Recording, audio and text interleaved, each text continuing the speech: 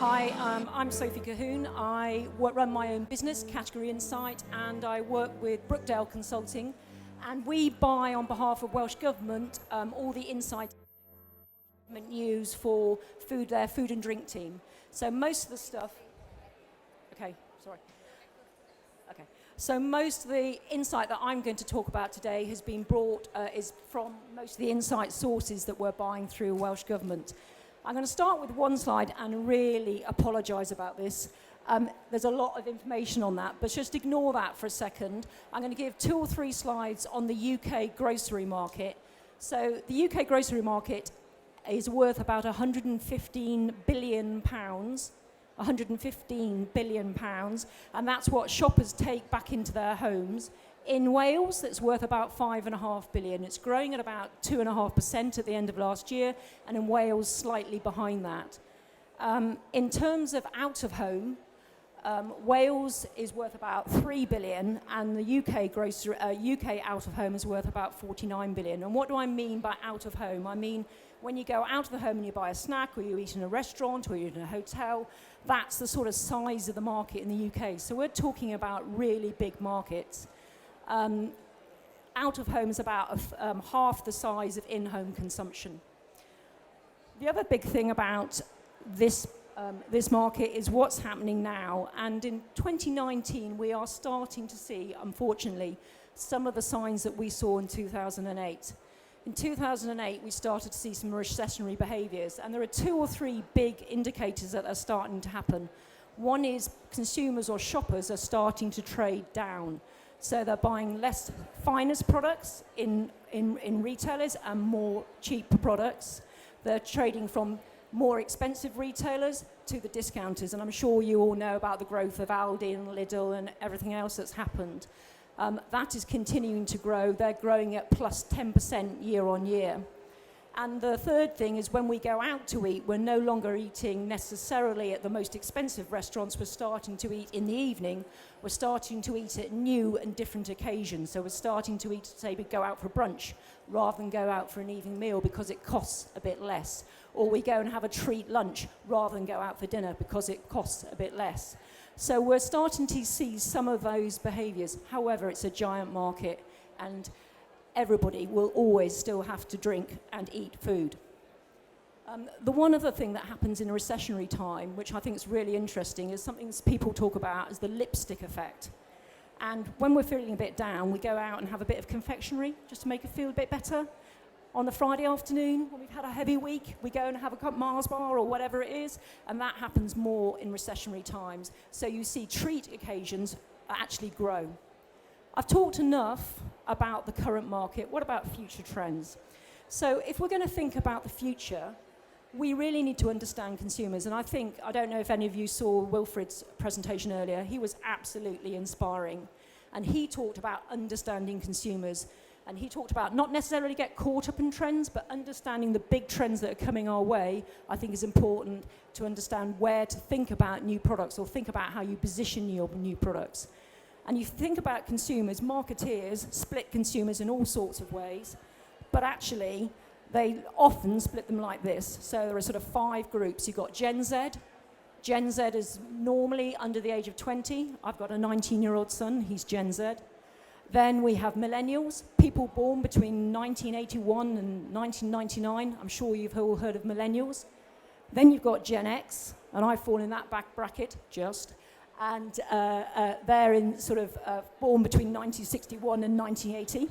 Then you've got the baby boomers, born after 1946 and before 1966. And finally, the silent generation. But if you're talking about new food trends, you've actually got to think about these younger generations. What are they thinking about? What are they doing? They will be the people that drive what's going to happen in the future. Let's talk about Gen Z for a second. My son, who's 19, he probably learned to use an iPad before he could talk. How scary is that? He is massively exposed to lots of food trends. He loves eating pasties, burgers, you name it, but he also likes sushi. And on top of that, he probably, and does, only cook through using YouTube.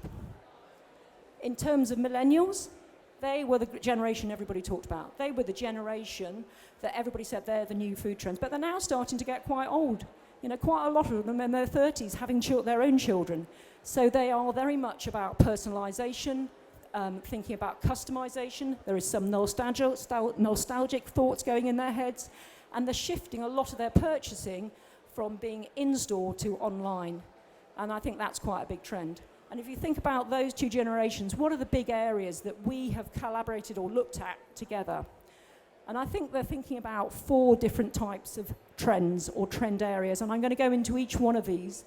The first is conscious consumers. Second, transformative technologies. Third, enhanced experiences. And the final one, reinventing recycling.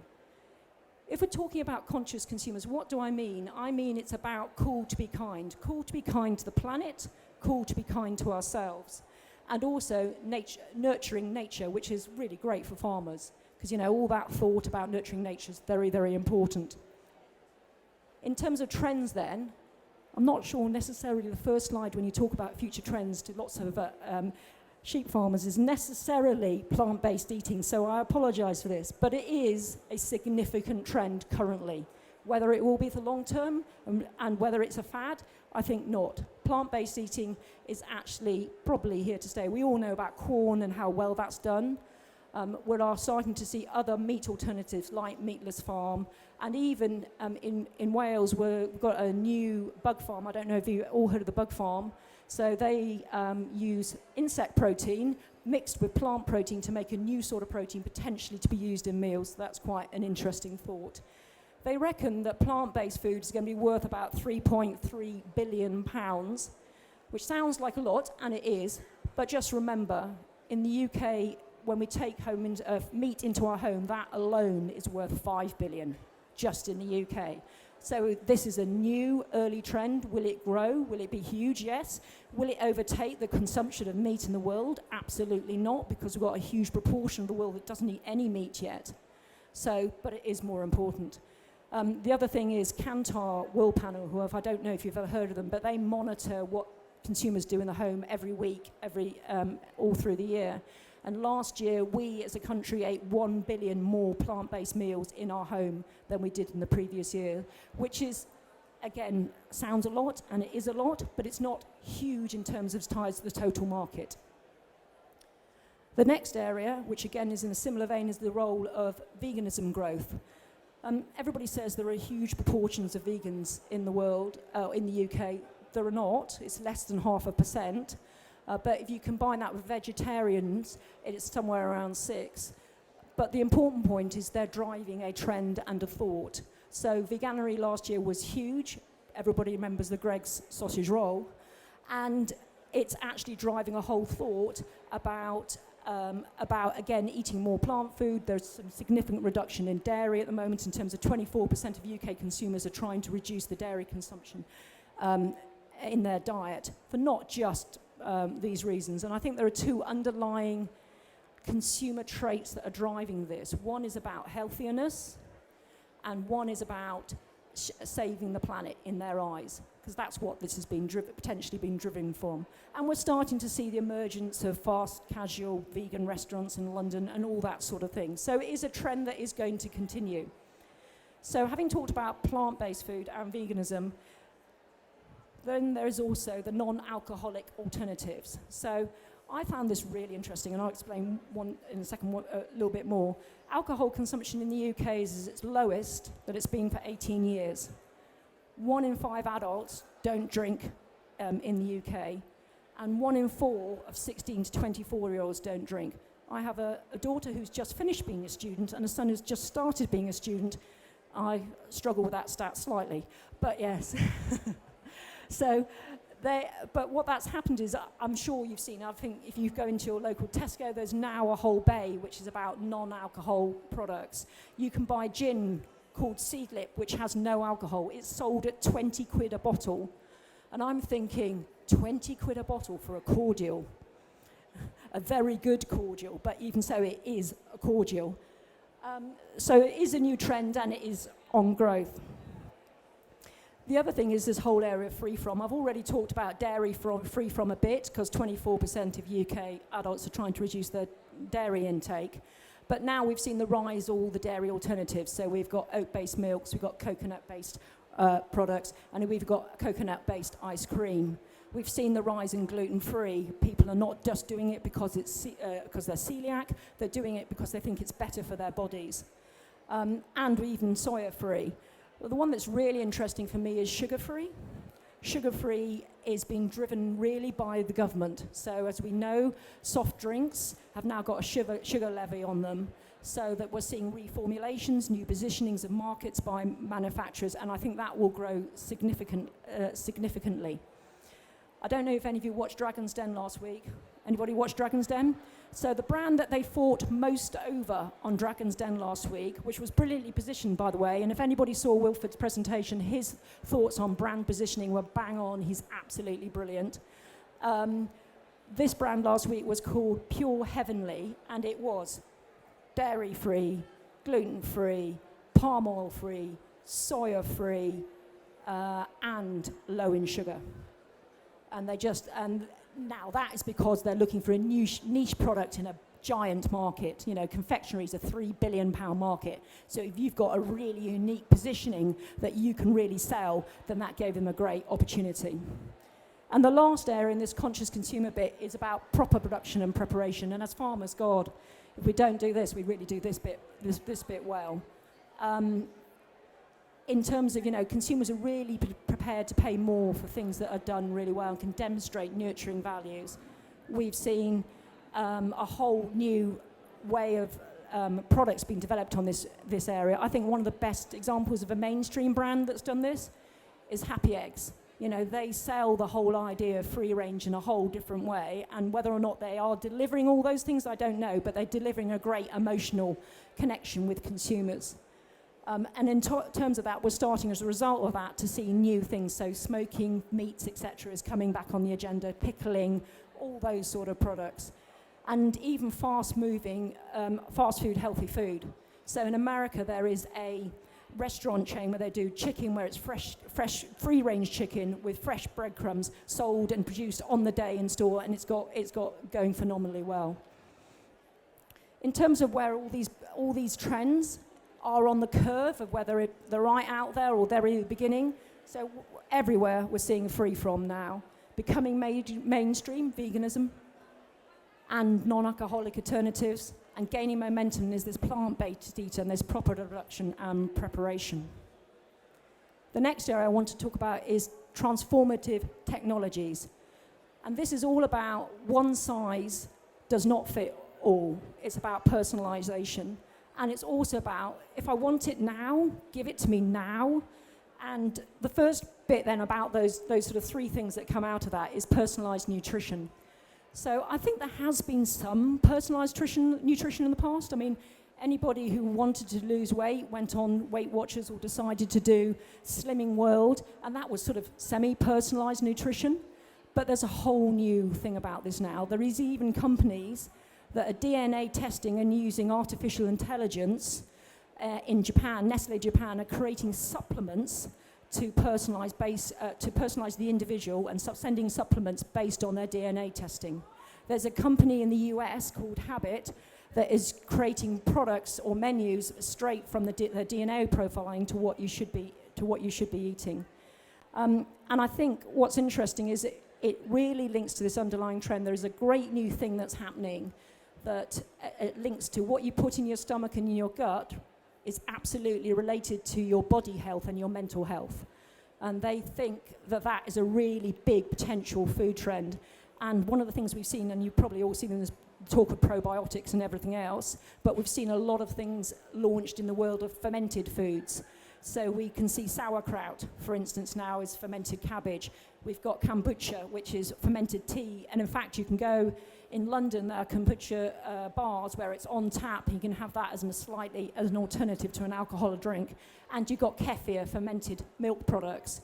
So gut health, I think, is a whole area that will potentially grow. The other big thing then is delivery disruptors when we're talking about technology. We've all probably heard of Just Eat. We've all probably heard of Deliveroo. So now, if you live in a city or you go anywhere, you can get delivery from these delivery disruptors. They're growing faster than normal delivery routes, unsurprisingly. My son last week was in doing some sales jobs in across Wales last week, and he stayed in a lot of hotels.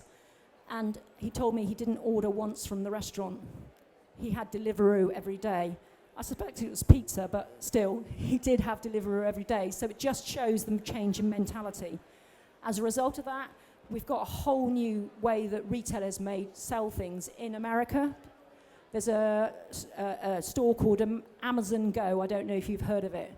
But Amazon Go is you walk in with your phone, you pick up your products, and you walk out again, and it automatically charges your account. No tills. They're testing that live in America. On top of that, we've got Amazon Fresh that's arriving in the UK. It's already in London. It's now going to be rolled out to other cities. It's going to be a major disruptor for retail. The Co-op and Tesco in Milton Keynes are testing delivery by robot, not by people, and it actually doing that. One really surprising fact that I found out is 23% of Americans think that they can get AI, so artificial intelligence, to plan their meals for the week and then have them delivered to your house. So there's no intervention at all. You just go, I'd like that weekly plan, or you get involved and they just deliver your food in that week. Unbelievable. It does open up some opportunities, because as it becomes a broader route to market, it means we as individuals or farmers or groups of producers can potentially think about new routes to market through some of these mechanics. And the last area on this technology piece is instant ratification. We all know about the use of mobile phones, and outside of the home, apparently, one of the biggest use of mobile phones is to book restaurants or book your meal, or look at the venues of where you may want to go out to eat. That's the most common use of mobile phones. And of course, when you're doing that, one of the first things you go onto is something like TripAdvisor. And you look at their ratings and you understand that. And when you do that, you now expect some form of reward that the restaurant you then do comes back to you as some sort of form of loyalty thing. If I go to a town and I'm with my son and they know, obviously, I know where I am because I've got my phone on, up pops a loyalty thing for Pizza Express. I'm going, how did that happen? It's because it's all about transformation, instant ratification, and getting yourself back in terms of rewards. So in terms of transformation technology, then really we're talking about things that are everywhere, social media platforms, we all know about that. Delivery disruptors are becoming mainstream and will really change the market, I think. How much? It's early, it will take a long time because the major retailers have got so much invested in real estate. It will take a long time. Gaining momentum is instant ratification, and then starting to emerge, and this is really early days, is this personalised nutrition thing. So that's quite interesting. The next area is enhanced experiences, and this is about super creativity, it's about understated opulence. And we all know one of the big themes out of that is fusion. We all know about fusion food, it's been around for ages. But now it's sort of developing into a whole new thing. Firstly, we've got a fusion between sweet and savoury. That's not that new. Salted caramels become the flavour. Everything's salted caramel peanuts, salted caramel chocolate, salted caramel, you name it. So there's a big thing about that. There's also a thing about pop-ups and third-party venues. So no longer is, we get street food alongside in main high streets alongside rather than just restaurants. And then the last thing that I think is quite interesting is the sort of fusion between work and social life. There's a place in London called Cavanova Hall where it is hot desking by day, and at night it turns into a bar. And then there's this restaurant, and I bet I'm going to pronounce this wrong, in Manchester called Zyverblatt, which you pay by the minute, not for what you eat or what you drink. So when you go in, you pay by the minute rather than what you eat or drink, because it's become a workplace. So there's a fusion of work as social and work life, as well as flavours and cuisines. The other thing that I think is absolutely fundamental, and I think someone earlier on was talking about this in terms of social media, is Insta-ready. If you are doing a business that is selling anything to the public that is event-orientated or food-orientated, You just have to be Insta-ready. It has to look beautiful. It has to be engaging. Because the first thing that they do is when they go in, they look at the fantastic plate of food, they take a photograph and put it on their social media and say, look what I'm doing, I'm having a fantastic life. That's just, it's what happens. And apparently, 30% of 18 to 35-year-olds veto a restaurant if their Instagram presence isn't up to scratch. It's massive. And the last one in this whole area is dramatic dining. I think it's quite interesting. So no longer is it okay just to serve a bowl of fruit. It's got to look fantastic. So we talk about Insta-ready, which is a bit like this, but it's also sort of understated opulence. So even simple food has to look wonderful. And in terms of restaurants, it has to not just be the food, but it's got to be entertainment. I was really lucky this summer. I went on holiday to South Pembrokeshire and went on holiday to Newport, South Pems. And there's a brilliant restaurant there called Llys Medic. I don't know if anybody's heard of it or been there. And at the back, it's got something called a kitchen garden restaurant. And I walked into this kitchen garden restaurant. I was just expecting great food. And I walked in. On the left-hand side, there was this pizza oven where they were cooking the bread. And it was all, showing. And it looked fantastic. And then there was big table all the way down the middle of this room, and over the top of the table was a big light all the way around, and on the light was like a box light, it's the best way to describe it. It had plants hanging over, coming over out of the light all the way down through the restaurant, so you would almost feel like you were sitting under a garden. And it was called the Kitchen Garden Restaurant, and in the corner was the bar area, which was super cool. And it was just not the food, it was about the environment and the setting, and it looked and felt amazing and gave a brilliant experience. But then they're now taking it a step further, so that it's not just about restaurant and food in some places, it's about Bounce, which is a table tennis place and have food. It's about Swingers Crazy Golf, where there's a street food thing where you can do crazy golf as well. And I've even heard, which is a bit surprising, where there's a restaurant with an adult soft play area as well. Oh, I don't get that, but apparently it does really well. In terms of where they are on the trend, well, traditional food fusion has been here a long time. Insta-ready, my view, is mainstream and actually should be everywhere. Dramatic dining is becoming and gaining momentum, and if you're involved in delivering anything to shoppers and consumers, the more about the experience or dramatic that you can add will really add value. And lastly, is this whole new fusion of space and taste. And then the last area I want to talk about is reinventing recycling. And I think we've already talked about it today a little bit, but I think this is super obvious. The first is the war on waste, and secondly, about a circular economy. So zero waste ingredients. I think a long time ago, I remember going to eat in a restaurant in London called Number 1 St John Street, which was a nose-to-tail pig restaurant run by a guy called Fergus Henderson. Amazing restaurant. This was about 10 years ago, and he'd been running it for 20 years, and the idea was to use every part of the pig. And that has been around, and it's starting to grow into other areas, from leaf to stem to fin to gill, you name it. People are trying to use every bit.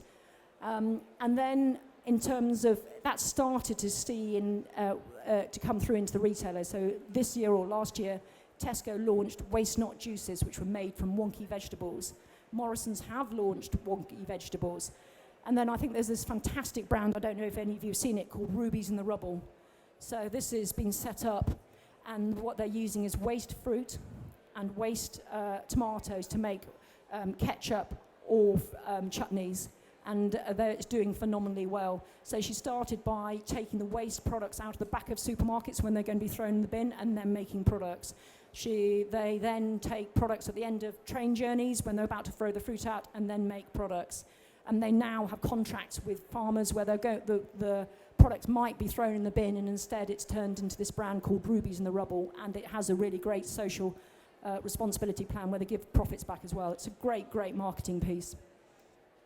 And the very last one that we've already talked about a bit today is Plastic Taboo. I think the Blue Planet program shifted a seismic shift in the way that consumers and shoppers think about the climate and the planet and plastic. And that is something that we've seen this week in the UN and will continue to grow. So the war on single-use plastic is really out there. how that affects individual products. No product should probably launch them specifically on the back of that, but it actually means that everybody needs to think about it, so that retailers are now falling over themselves to say how they're going to get rid of plastic out of the business but they're very worried, because obviously plastic has a fantastic role in extending life and extending shelf life, and understanding where it helps and where it does not help is really what they will be focusing on.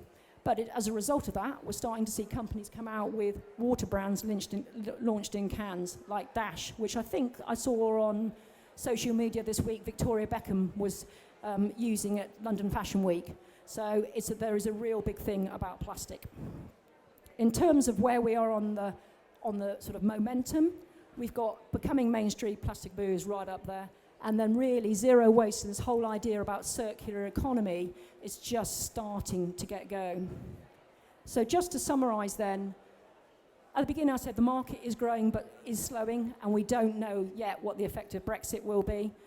Anybody who does know that, please come and talk to me later, that'd be brilliant. The key to success for me is thinking about these trends and understanding if you've got an idea